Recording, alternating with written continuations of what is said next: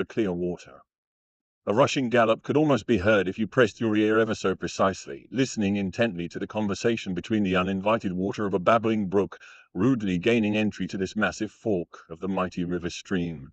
Life, but not as you may currently recall, gathered here at this watering hole, as it were. I would imagine that no matter what universe you might find yourself in, the rules of engagement were all the same. Only the objects of affection seemed broadly different from place to place. Strange and ever so curious animals surrounded this majestic reflective field of living, vibrant, rushing white. One could almost see it from the upper atmosphere. Zooming in on the terrain and gathering a full digitized dataset of every molecule within this place, we found ourselves oddly peering in. "What are we to do here, Master Unit?"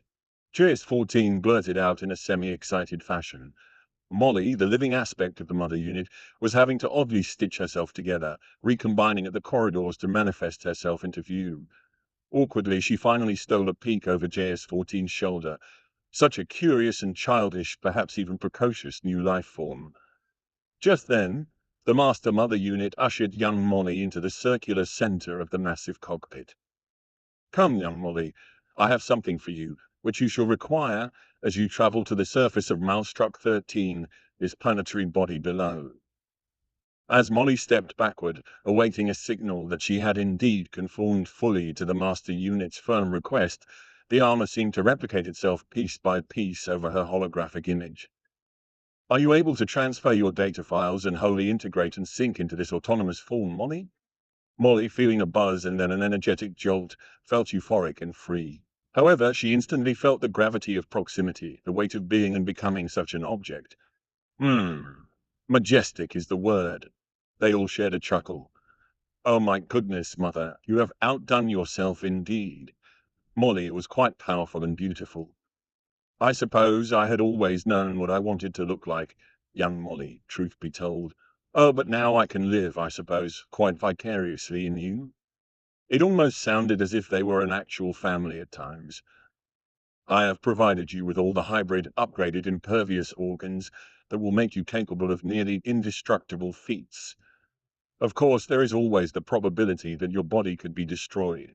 In this case, you can upload yourself back to me, where we can craft you a more superior form. You can also integrate yourself into the field around you until you find the necessary elements to restructure yourself. You can die, though, Molly.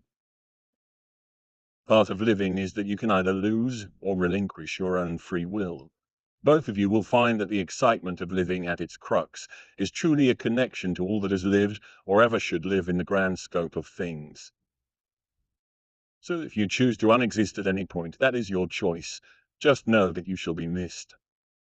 JS-14, standing there still in awe of Molly's countenance, beauty, and stature, was obviously impressed. "And Jays, did you think I would forget about you? Please step into the center of the cockpit within the circle square."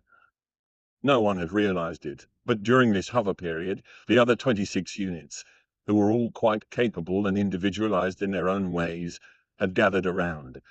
Some even looked as if they, too, saw a hope in transcendence. But still, none could be hypothetically sure if life itself was truly a blessing or a curse. This version improves